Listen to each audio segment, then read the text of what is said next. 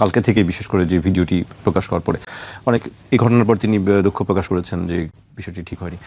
এই বিষয়গুলো আসলে কিভাবে লিক হয় ভিডিওর ব্যাপারগুলো? বডি ক্যামেরা ছিল। তার আগে আমি বলতেছি রাজ্জাক দু একটা প্রশ্ন উত্তর দিই।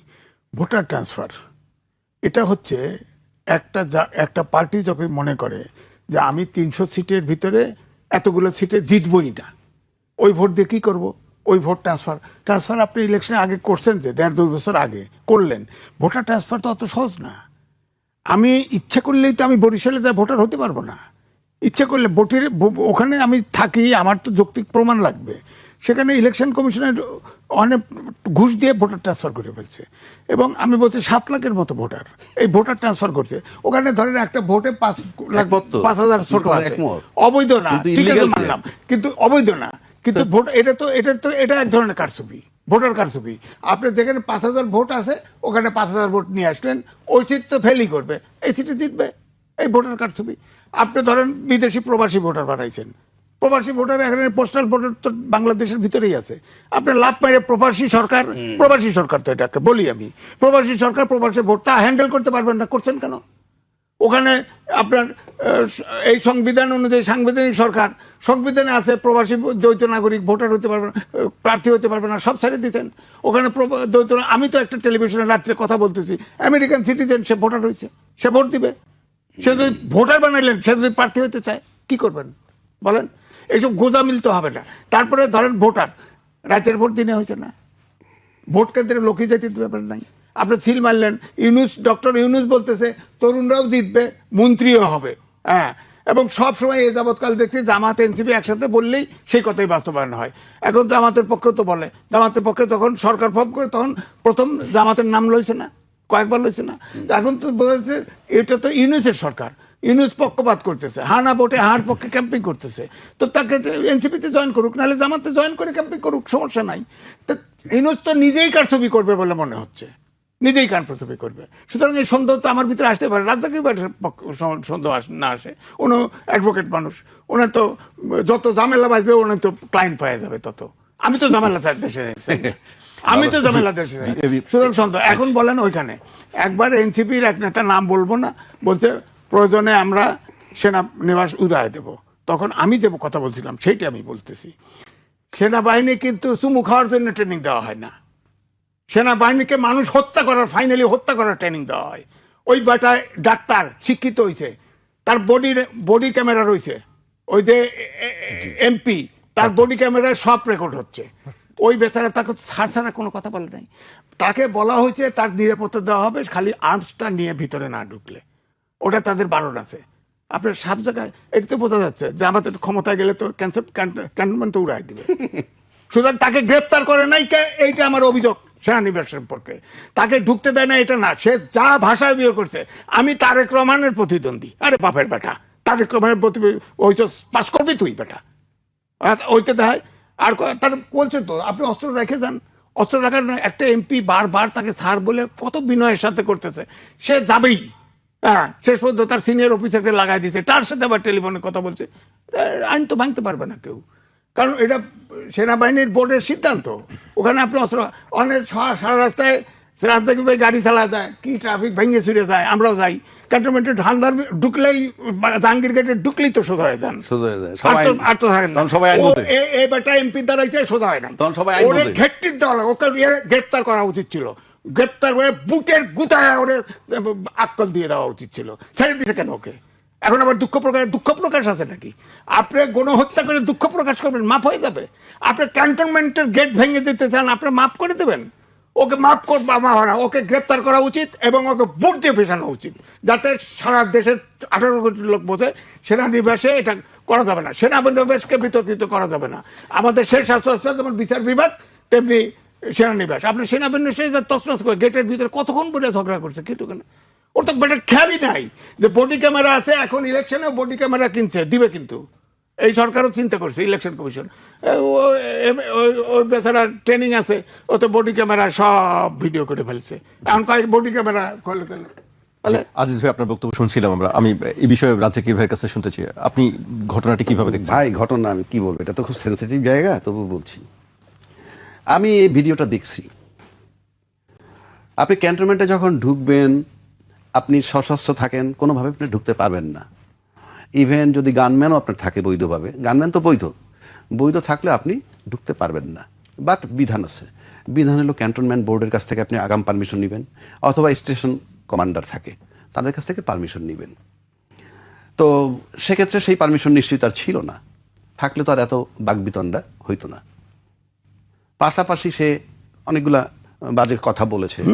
আরে জিব্বা দিয়ে সাইডে তার আমি রাস্তা বলি, পরিষ্কার শুনুন, করে ওর জিব্বা কেটে দেওয়া উচিত। আচ্ছা শেষ করি, আমি বলে নিই। জিব্বা দিয়ে রাস্তা চেটে দেন তারেক জি আসলে, বা তারেক রহমান সাহেব আসলে, প্লাস তারেক রহমান সাহেবেরও তো সাথে গানম্যান মানে তার সিকিউরিটি লোক থাকে, এই সমস্ত তুলনা সে করছেন। জি, মানে এখানে তুলনাটাকে আমি সে বলছে হয়তো সে একটা বার্তা দিতে চায় যে নিয়ম সবার জন্য সমান থাকতে হবে। বাট আপনার তো সিম্পল গানম্যান, আর তার তো আর্মি সিকিউরিটি দিচ্ছে, তারটা আর ওনারটা তো এক নয়। আবার তার পক্ষে যদি যুক্তি দেন, সে যদি যায় যে হ্যাঁ গানম্যান ছাড়া যেতে পারেন, সে বলছে যে আমি কচুক্ষেত পর্যন্ত যদি যাই, মানে ক্যান্টনমেন্ট বের হওয়ার পর গানম্যানটা পাবে কোথায়, এটাও সে প্রশ্ন করছে। কিন্তু তার আচরণটা ঔদ্ধত্যপূর্ণ ছিল, মানে আরো সুন্দর হইতে পারতো, আরো সফট হইতে পারতো। আর ক্যান্টনমেন্টের নিয়ম কিন্তু জেনারেল সাহেবরাও মানে আপনার জেনারেলও যদি যায়, তাকেও যদি জিজ্ঞাসাবাদ করে, তার প্রপার আনসার দেয় তারা প্রপারলি এবং খুব সফট ম্যানারে। এগুলা সে নিঃসন্দেহে আমি বলি যে ভালো কাজ করেনি। হয়তো আমি আজিজ ভাইয়ের মতো বলতে পারি না, বাট আমি এটা সমর্থন করার কোনো কারণ নাই। কিন্তু পাশাপাশি আমার কতগুলা কোয়ারি আছে এখানে, যেমন এটা নিয়ে কথা উঠছে স্বাধীনতা সার্বভৌমত্বের প্রতীক ক্যান্টনমেন্ট, নিরাপত্তার ব্যাপার আছে ক্যান্টনমেন্টের ভিতরে। Whole cantonment is full of arms থাকে, কিন্তু ওখানে মেনলি মিলিটারি, তারাও নিরাপত্তার চিন্তা করতেছে, যৌক্তিক। এবং আপনি গানম্যান নিয়ে যেতে পারবেন না প্রায়র পারমিশন ছাড়া, যৌক্তিক। কিন্তু প্রশ্ন হচ্ছে, আপনি যখনই নিরাপত্তার প্রশ্ন আনবেন, সেই নিরাপত্তা কি শুধুই সেনাবাহিনীর জন্যে, মানে শুধু সেনানিবাসের সেনাবাহিনী দিয়ে সেনাবাহিনীর নিরাপত্তাই আমরা দিব না। দেশের সার্বভৌমত্ব দুইটা ধরন আছে, একটা এক্সটার্নাল, একটা ইন্টারনাল। এক্সটার্নাল কোনটা? আমার যে সীমানা, এই সীমানা ক্রস করে যদি, বা সীমানায় যদি হামলা করে সীমানা ক্রস করে কেউ ঢুকতে চায়, এটা সার্বভৌমত্ব ভঙ্গ হবে, রক্ষা করবে সেনাবাহিনী। আবার এই যে সেনাবাহিনী এখানে বসা, ক্যান্টনমেন্ট তো আপনার নিরাপদ জায়গা, ক্যান্টনমেন্টের নিরাপত্তার জন্যই তো করছেন। কিন্তু আমি যখন বিডিআর কিলিংটা দেখলাম, সেটা তো রাস্তায় হয় নাই, সেটা পিলখানার ভিতর হয়েছে, এটা ক্যান্টনমেন্ট। কোথায় ছিলেন আপনারা? সেখানে অস্ত্র নিয়ে কারা ঢুকলো? যদি ভিতরের অস্ত্র দিয়ে করে থাকে, বের হইল কিভাবে? নিরাপত্তার প্রশ্ন বলছেন, আপনি তো নিরাপত্তার প্রশ্ন বলছেন। নিরাপত্তার প্রশ্ন, 57টা অফিসার মারা গেল ক্যান্টনমেন্টের ভিতরে। আপনি যদি আপনার নিজের নিরাপত্তা দিতে না পারেন, আপনি রাষ্ট্রের নিরাপত্তা কি দিবেন? It's a question mark. 2 নম্বর, অনেক সেনা অফিসারের প্রবেশ নিষেধ ক্যান্টনমেন্টের ভিতরে। অনেক সেনা অফিসার কিন্তু রিটায়ার্ড, কিন্তু প্রবেশ নিষেধ। কেন নিষেধ করছেন? ক্যান্টনমেন্টের কাছে প্রশ্ন করলে তারা বলবে নিরাপত্তার প্রশ্নে। বাট 57 জন অফিসার মারার দৃষ্টান্ত আমি ভুলবো না। এটার ব্যাখ্যা কি? তার তো ক্যান্টনমেন্টের ভিতরে মারা গেছে। 2 নম্বর আসেন, এই ঘটনাটা ঘটছে বেশ কিছুদিন আগে, কতদিন আগে তা আমি জানি না। বডি ওন ক্যামেরা কার ছিল? শুধুমাত্র ওখানে সেনা অফিসার না, যারা গেটে ডিউটি করে তাদের ছবিটা কিন্তু এমপি ওকে, সেখানে তাদের ক্যামেরায় ধারণ করছে। আমি নিশ্চিত করে বলতে পারি ক্যান্টনমেন্টের অন্তত 50-100 গজের দূর থেকে কেউ মোবাইল দিয়েও ছবি তুলতে পারবে না। It is so secured. তাহলে বডি ওন ক্যামেরায় সেইটা বের হয়ে গেল কেমনে?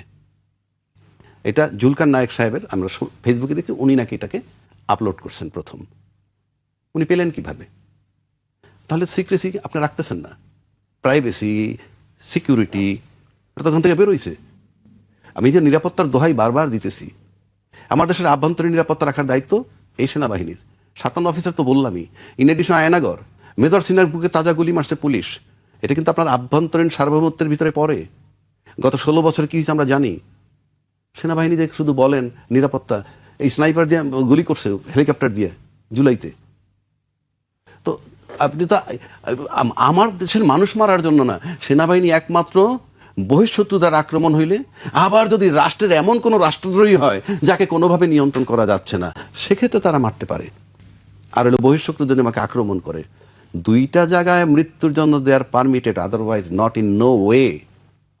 আপনি আপনার দেশের লোক মারতে পারবেন না। আমি দেশের আভ্যন্তরীণ সার্বভৌমত্বের কথা বলছি। তারপর আসেন, কতগুলো জিনিস মিলে যায়। আপনি এখন এই মুহূর্তে, ঘটনাটা অন্তত 2 সপ্তাহ আগের, কেউ বলে 1 মাস আগের, ঠিক আছে, এখন পাবলিশড হইলো কেন? এখন এই মুহূর্তে প্রকাশ হইলো কেন? 2-3 দিন 4 দিন আগে একটা আলতাফ সাহেব ওনাদের বিএনপির লোকই, সে বলছে বিএনপির প্রার্থী চুজ করছে কারা, সেখানে সে ডিজিএফআইর নাম বলছে, এনএসআইর নাম বলছে, পুলিশদের নাম বলছে, এরা চুজ করে দিয়েছে প্রার্থী। তো এই যে চুজ করার সাথে আপনি যেগুলো মিলান, এবং এই মুহূর্তে এটা দেওয়া মানে কি, এই মুহূর্তে এটা পাবলিশ করা মানে কি জামাতের পক্ষে কাজ করা, যে জামাতের ভোট বাড়বে, জামাতের পক্ষে কাজ করা যদি হয় তাহলে এই পক্ষপাতিত্ব কেন করবে? আমি কি বুঝাইতে পারছি? আমি আবারও বলছি, এটা কি জামাতের পক্ষে করা যে জামাতের ভোট বাড়বে, নাকি জামাতের মাধ্যমে সিক্রেসি, মানে জামাতের ঘটনাকে কেন্দ্র করে আমার সিক্রেসি প্রাইভেসি যে বাইর হয়ে গেল, সব কিছু মিলে যদি জামাতকে দায়ী করে, জামাত কি ভোট বেশি পাবে? যদি ভোট বেশি পায় সেজন্য করে থাকলেও তো জামাতকে ফেভার করছেন আপনি। কি রাইট আছে তাইলে তার? আর বডি অন ক্যামেরায় তাহলে তো অনেক কিছুই থাকতে পারে, শুধু কি এইটুক? নাকি এই যে যে আপনার এই যে জিনিসটা যদি জামাতের বিরুদ্ধে যায়, কথার পক্ষে গেলে তো সেটাও পক্ষপাতিত্ব, বিরুদ্ধে যদি যায় তাও তো অন্য কারো পক্ষপাতিত্ব। So it's a question mark.